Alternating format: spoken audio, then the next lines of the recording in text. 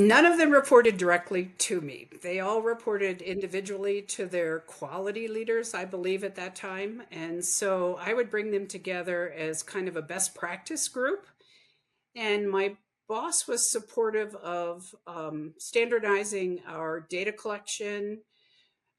This was before, this was when NIS existed, not NHSN. So my hospital that I had worked full time in was a NIS hospital. It was a tertiary care hospital, and I reported data into the national database, but not every hospital had to report. In fact, you couldn't report if you were just a smaller hospital. It was just bigger hospitals that were sending data, and it was all voluntary. And so I knew about NIS, and I was kind of concerned when I heard NHSN was coming down the road because we didn't have a lot of denominator data. In other words, for SSIs, we had wound class, and we had ASA score, and then we had length of surgery. And that's really the basic information we were collecting on our patients who had total hips, for example.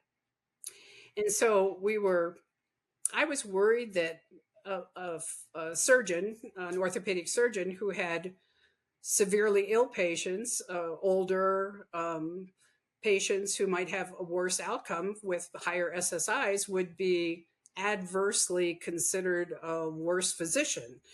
And the reality was he wasn't a worse physician. He just had sicker patients. So I was a little hesitant when NHSN was being considered as something that we would be judged on until, and I was able to feed back my concern to the CDC. And so it kind of slowed out the rollout of NHSN for a couple years.